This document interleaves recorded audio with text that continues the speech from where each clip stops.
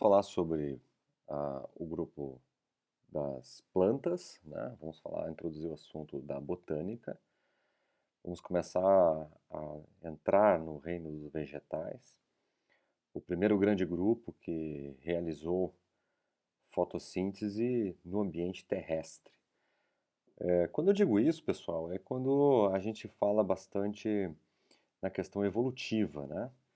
Então, tem alguns organismos que realizam fotossíntese no ambiente terrestre, mas não são multicelulares, como é o caso, e organizados, né, como é o caso do grupo das plantas. A primeira coisa que eu gostaria de chamar a atenção para vocês é um cladograma que é clássico dentro da botânica, que é apresentado em todos os livros de ensino médio, é a questão do cladograma evolutivo. Então, o grupo que é originário, um grupo irmão, vamos dizer assim, né? Irmão é um modo de dizer, né? Um grupo externo que a gente chama. Mais próximo possível do grupo das plantas são as algas verdes, as clorófitas, e que tiveram, num determinado momento da história evolutiva, um ancestral, aonde por uma divergência, né, evolutiva, uma cladogênese, se distanciaram do grupo das algas verdes e esse grupo que veio a dar origem às plantas desenvolveu uma estrutura que a gente chama de gametângio, olha a palavra gametângio, aquilo que tem o gameta, não é? Que é revestido por células estéreis, ou seja, um grupamento de células protegeu a estrutura que vai ser fecundada. Isso é o início de uma estrutura pronta apenas para reprodução, que não existia no grupo das algas. O grupo das algas, qualquer célula poderia ser reproduzível, vamos assim dizer. Agora, o grupo que deu origem às plantas, né, a partir dessa cladogênese, não, destinou uma célula para quê? Para que ela seja fecundada e protegida esta por células que são estéreis, que não participam da fecundação. Ainda assim, um outro evento que apareceu foi, a partir do momento da fecundação dessa célula, o embrião. O embrião, a formação de um embrião, feito dentro de um gametângio feminino, ou seja, a estrutura que recebe a célula reprodutora, ela vai também abrigar o embrião. Com isso, surgiu o primeiro grupo de plantas, o grupo das briófitas.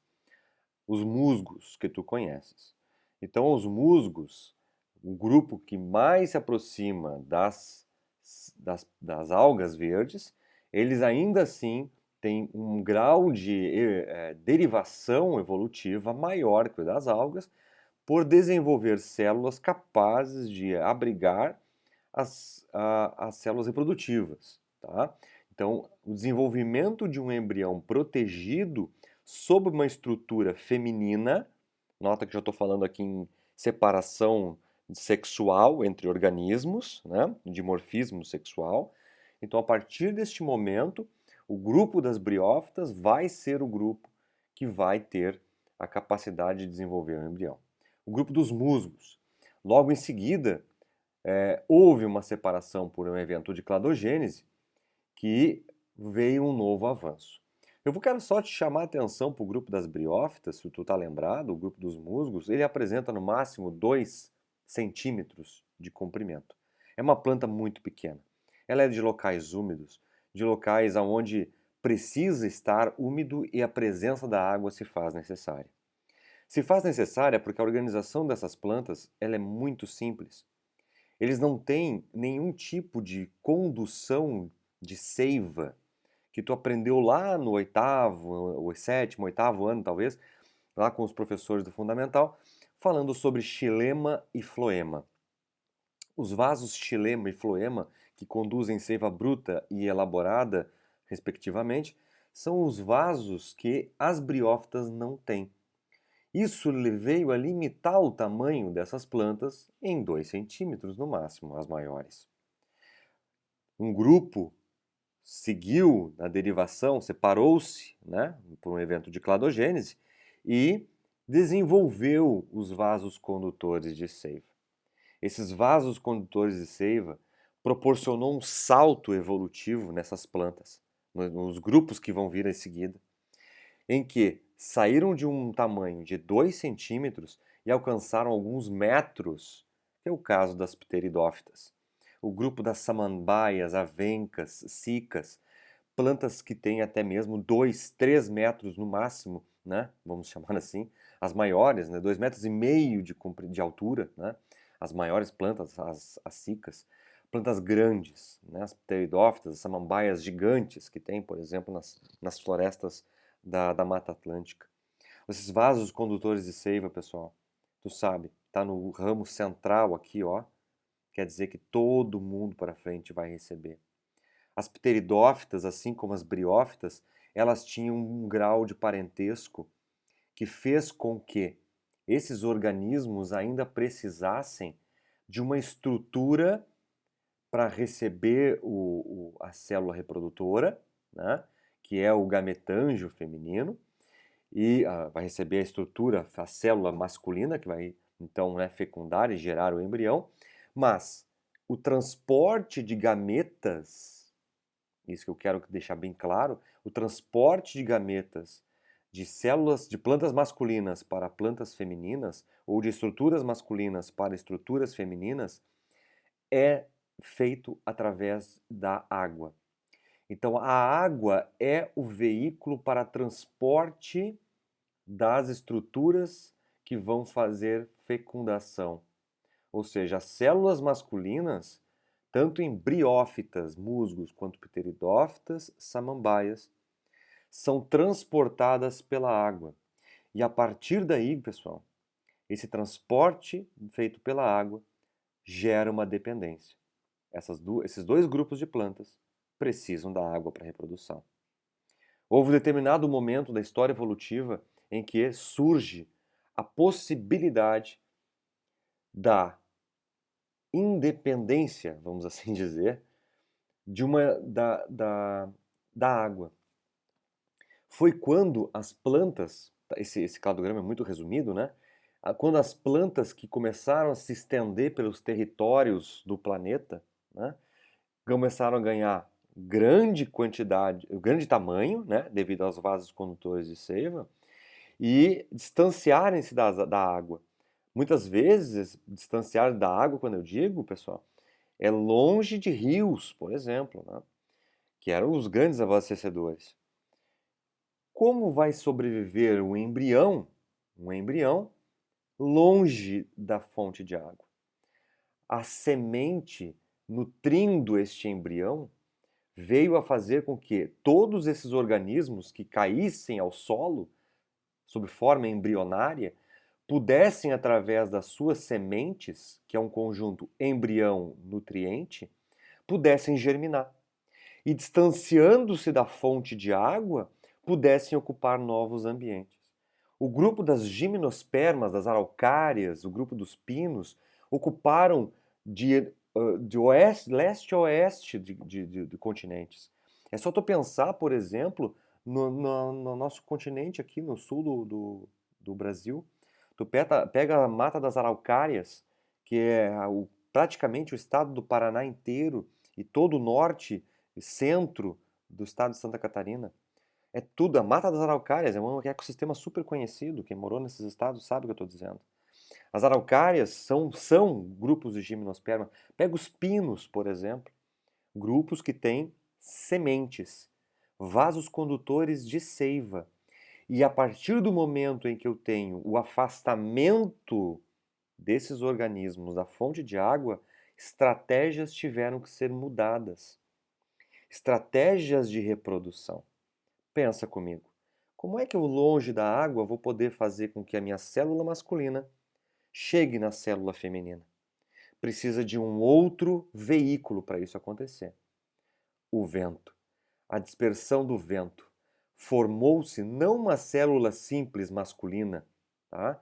O anterozoide que nós tínhamos, né? Eu vou falar sobre ele. Mas sim formou-se o chamado grão de pólen. Pela primeira vez na história do reino das plantas, surgiu o grão de pólen. E esse grão de pólen voava em direção, e voa até hoje, né? Em direção às estruturas femininas e fecunda, gerando aquilo que tu conhece nas araucárias como o pinhão, que é a semente. Tá?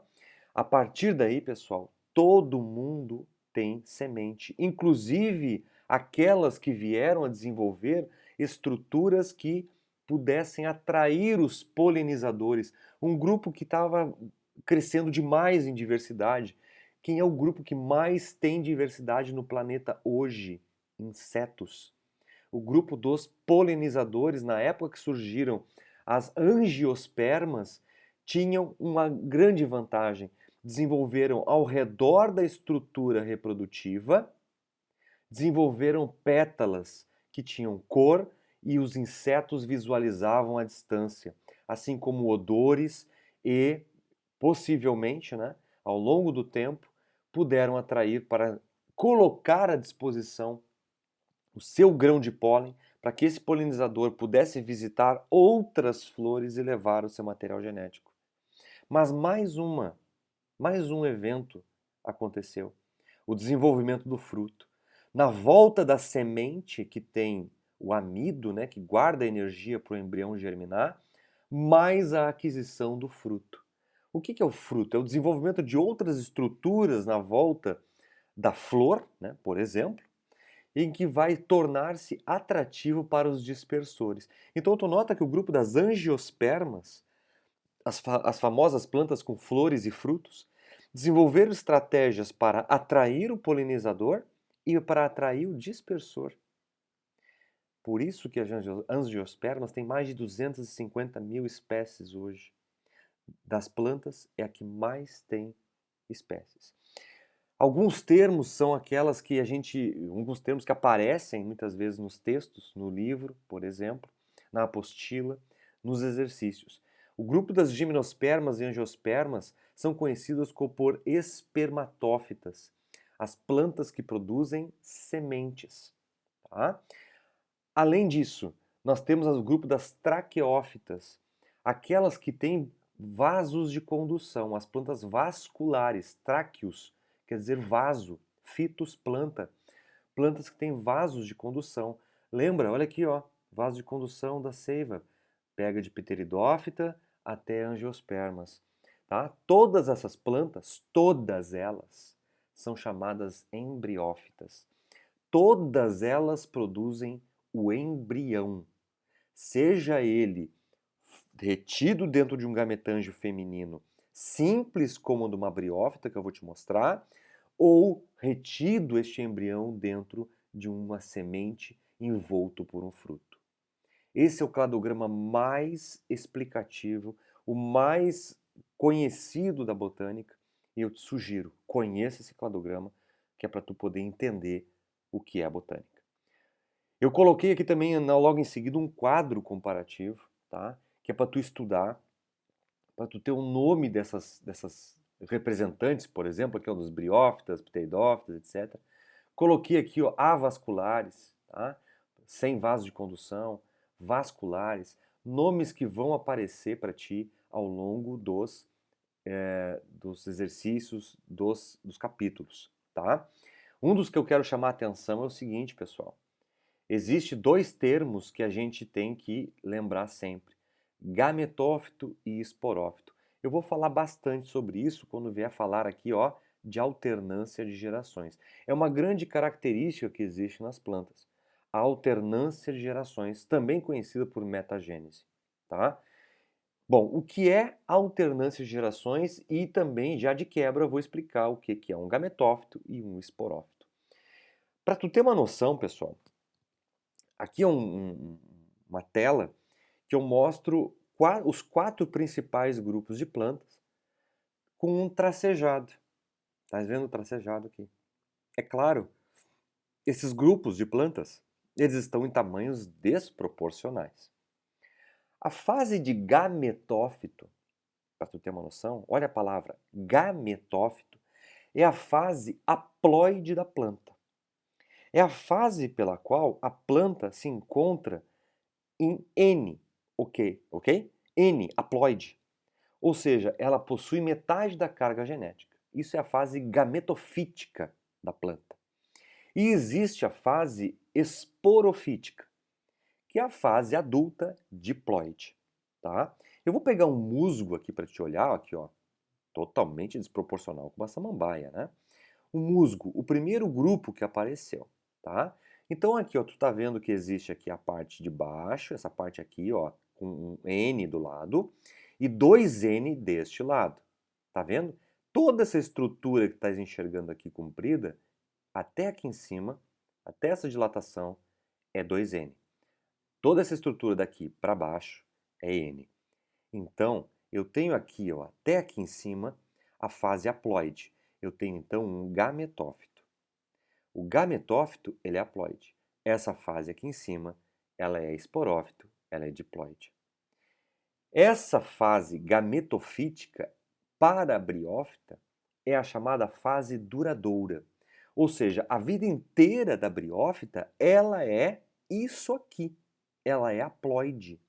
E ela desenvolve a fase diploide no momento da reprodução.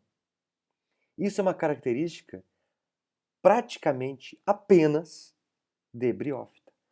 Ser gametófito duradouro, como vida inteira, praticamente é só de briófita.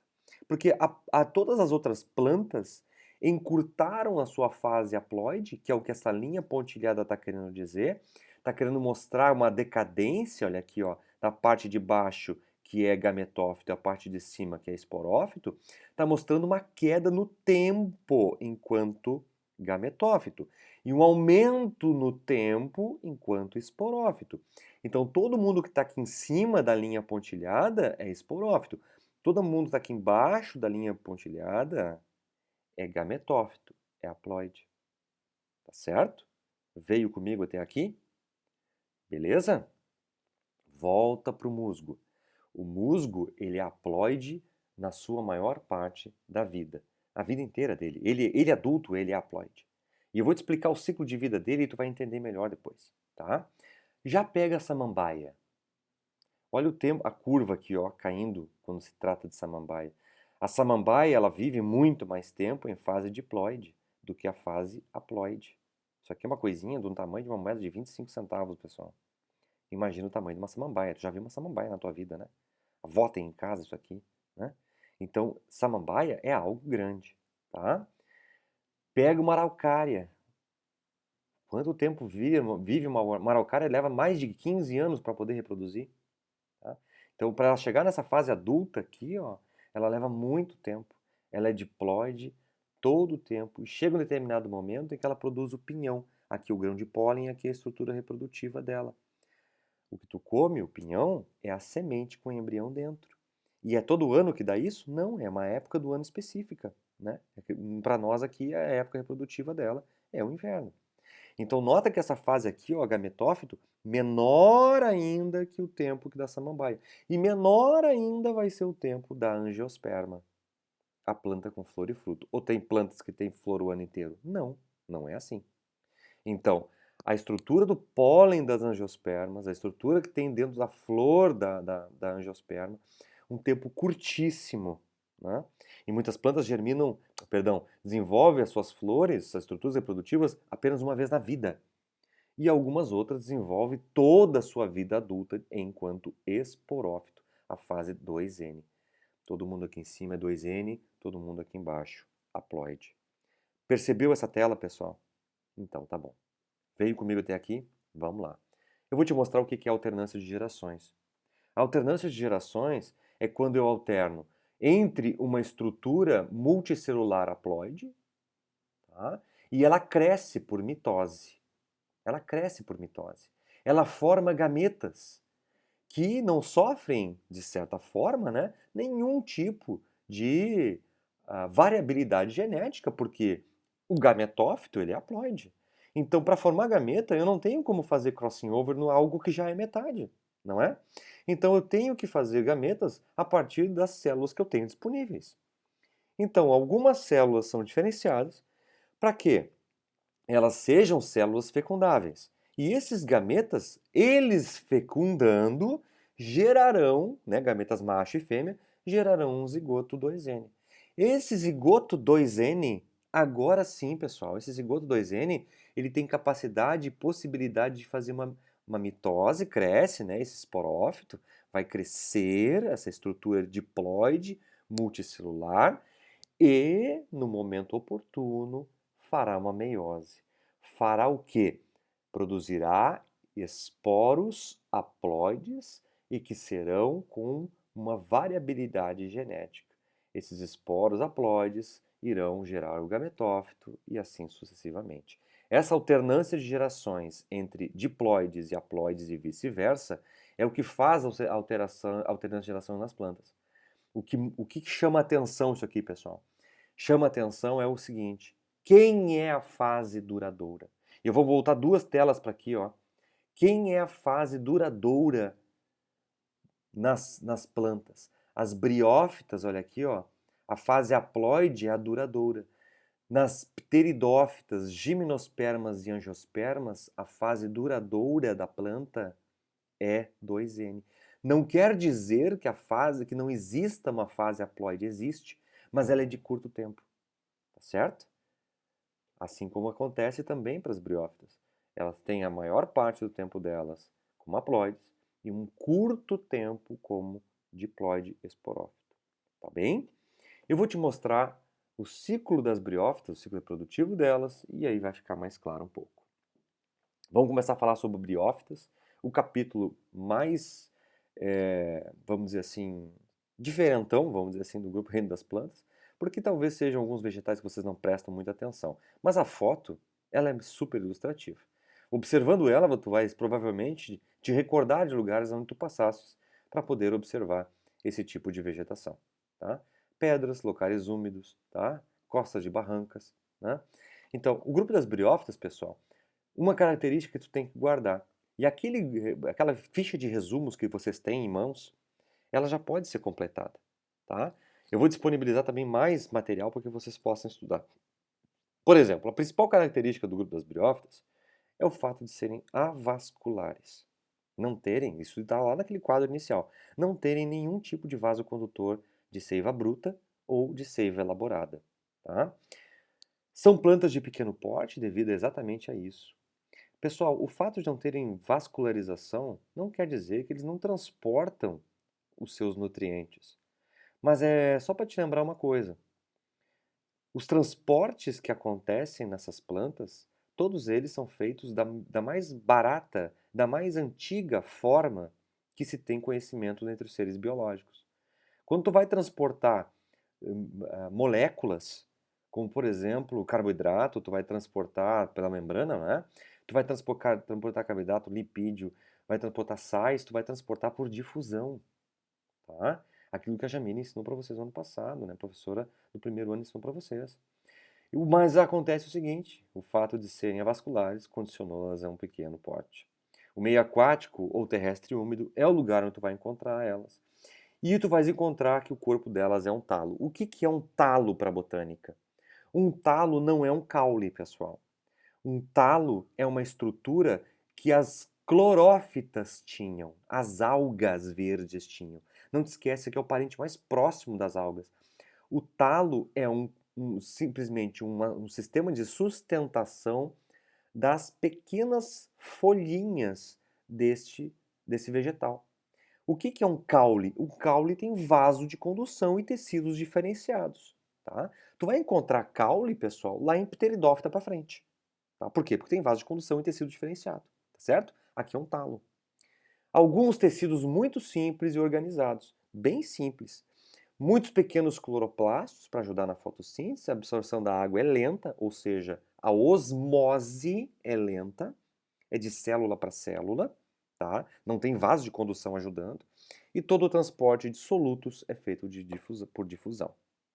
Tudo bem? Mais conhecidas briófitas que se tem. Eu vou ter foto de tudo aí para frente, tá? O grupo das hepáticas, onde o talo é uma lâmina extremamente delgada. Existe o chapéu de conde, que é um nome até bem popular, vou te mostrar algumas delas. É onde se encontram os órgãos reprodutores, tá? Esse grupinho aqui, ó, que é totalmente aquático, tá?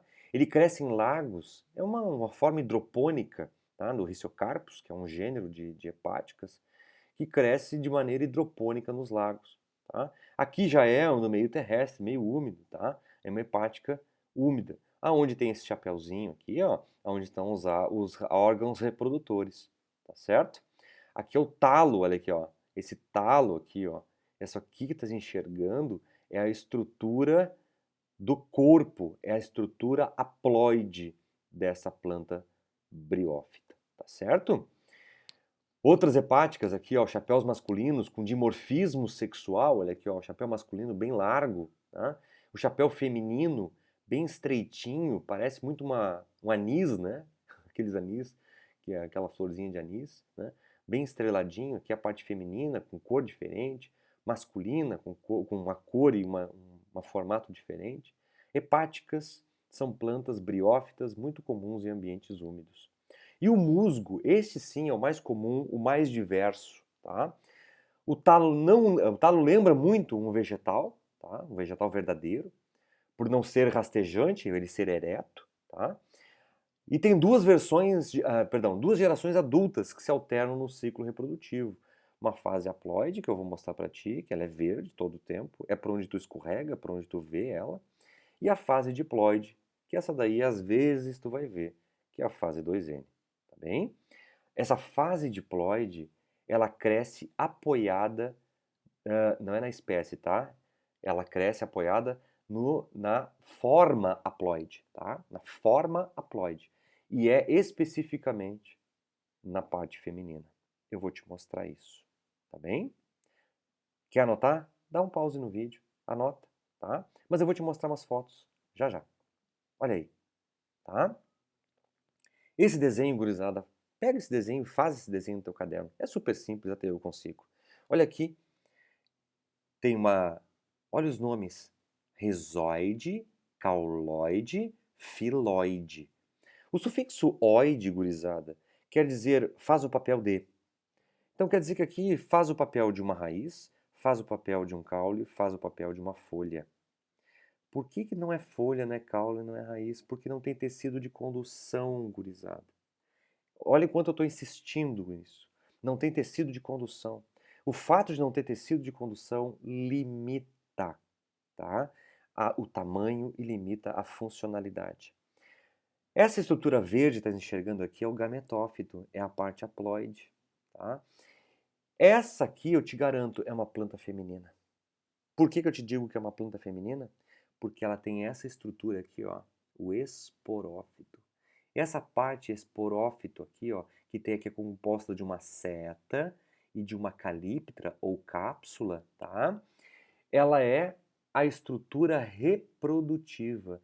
Ela aqui dentro da cápsula, envolvida pela calíptra, elas têm 2N. Todas essas células aqui, olha, são diploides, todas. E elas vão dar origem à variabilidade genética. Então isso aqui é uma planta feminina que eu vou te mostrar como que isso aqui apareceu aqui em cima. Tá certo?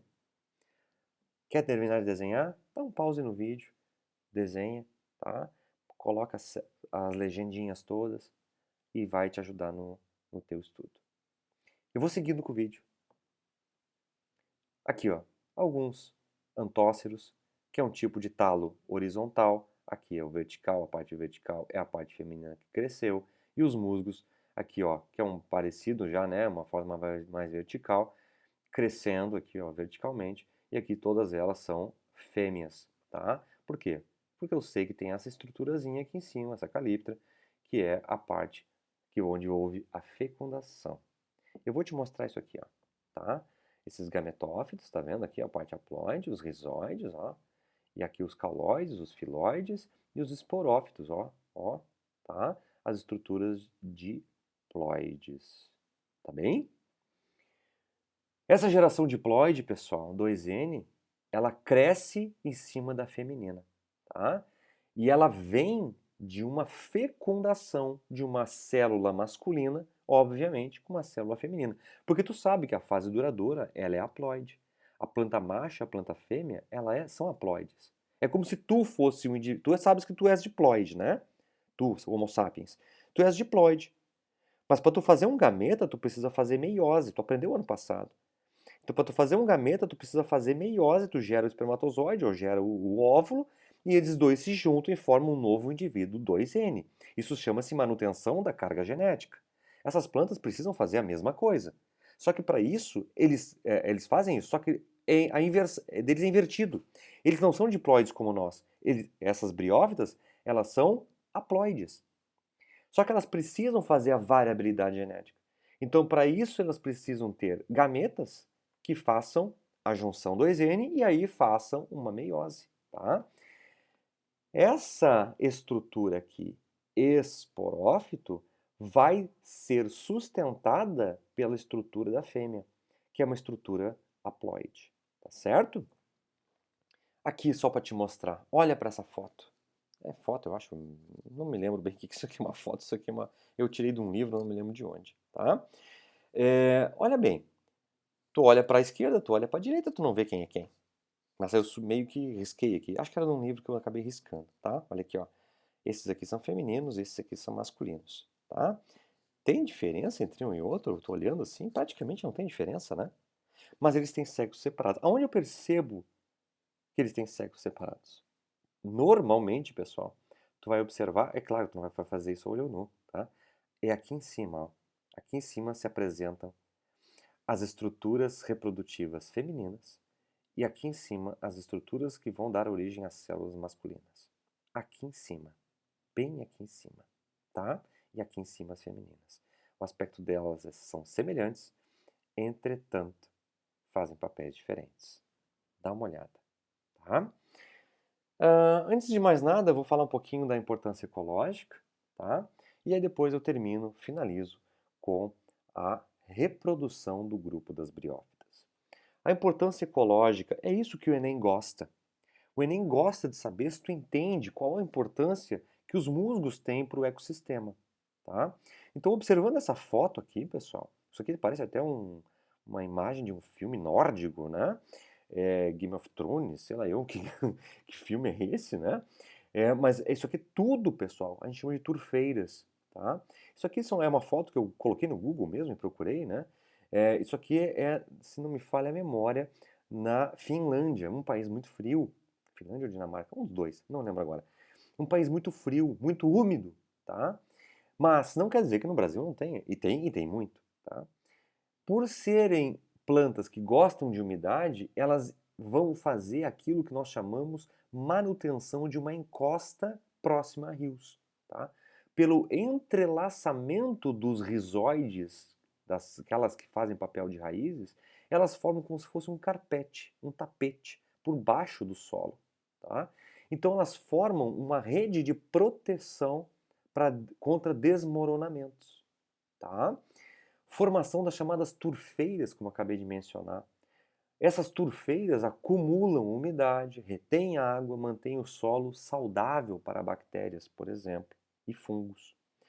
Muitas dessas turfas, por exemplo, em países do norte, no hemisfério norte, né, é tanta abundância que eles podem ser cortados aqui, ó, em quadrados e secos ao sol e utilizados como combustível.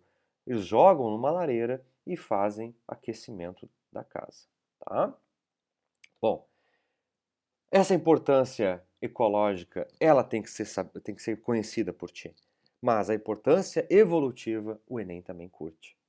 Botei a foto aqui, ó, da esquerda e a foto da direita. Não só o Enem, né? Qualquer processo seletivo. Os primeiros vegetais complexos que surgiram na Terra foram as briófitas, os musgos. A transição e a conquista do ambiente terrestre veio com o grupo dos musgos. Então, o salto evolutivo, a proteção dos embriões, a proteção desses embriões contra o ressecamento que as algas não tinham. As algas precisam da água para proteger, tá? Então, os musgos conseguiram fazer isso. A conquista do ambiente terrestre, tá? Mas não quer dizer que se livraram 100% da dependência da água, tá? Eu vou saltar meio rápido aqui, porque eu fico um pouco redundante, tá? Eu vou repetir novamente a fase de gametângio, de fase reprodutiva, né, haploide, diploide, tá? Mas eu vou falar simplesmente aqui o ponto que importa, tá? A estrutura olha o nome, gametanjo, tá? É a estrutura que vai gerar o gameta. Então, na planta masculina, ela tem uma função, que é gerar as células masculinas. O gametângio feminino tem uma função na planta feminina, que é gerar a célula feminina. Isso tem um nome. Vou fazer analogias, tá? No Homo sapiens, nós temos o gametângio, uma analogia, né? O gametângio masculino no Homo sapiens é o testículo. Na planta é o anterídeo.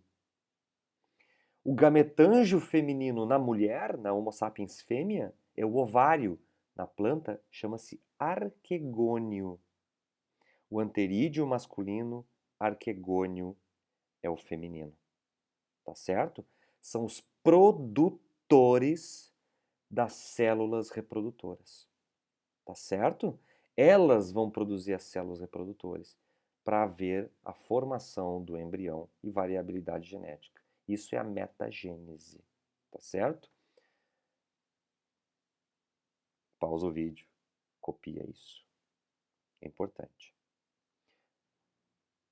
Olha aqui. Gametângio masculino, a estrutura que dá origem ao gameta masculino, é o anterídeo.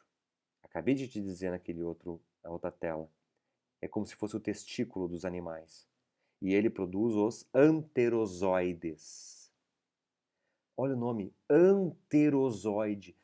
A estrutura que vai fecundar. Aqui, pessoal, olha aqui, ó, em zoom, a planta masculina com seu anterídeo, analogamente, é o testículo. Aqui dentro, as células que vão se diferenciar em anterozoides, as células fecundáveis. Tudo isso aqui é haploide. Tudo é haploide, porque isso aqui é gametófito, tá certo? É haploide, tudo isso aqui. Olha para a direita, a parte feminina, o gametângio feminino, o arquegônio, ou seja, a estrutura que reproduz as células reprodutoras femininas, os ovários dos animais, por exemplo, produzindo o óvulo. Na planta é a oosfera. Aqui, ó, bem em cima da planta. Olha só as células estéreis que estava dizendo lá no início, né, da aula. Olha aqui, ó. Tudo isso aqui é estéril, guris. Parece um jarro, né? É tudo para proteger quem? A célula eleita a ser fecundada. Então, as células reprodutoras masculinas, elas entram por esse jarro, é a maneira de dizer, né? Esse arquegônio, tá? Ela entra pelo arquegônio e fecunda a oosfera. Olha aqui o que vai gerar isso. O anterozoide masculino encontra a oosfera, NN, gera um zigoto 2N. Tá pronto? Já tem uma nova planta? Não. Não te esquece, as briófitas, elas são haploides por natureza. Esse zigoto, esse zigoto, ele vai dar a oportunidade de gerar uma estrutura que vai poder fazer meiose, o chamado esporófito. E é o que eu vou te mostrar agora. Pausa o vídeo se precisar anotar esse esquema. O esporófito do 2N, das briófitas, é temporário. Ela dura muito pouco. Cresce em cima do feminino e tem uma haste com a ponta dilatada que a gente chama de calíptra, onde tem a produção dos novos esporos. O esporófito, pessoal, 2N, a fase diploide 2N, ela gera esporos haploides e tu sabe qual é o único jeito que isso acontece? Através de uma meiose reducional. Uma meiose, onde eu tenho uma célula diploide gerando 4 haploides. Isso tu sabe desde o primeiro ano, tá? Tu tem que levar isso para a vida. Meiose gera 4 células haploides.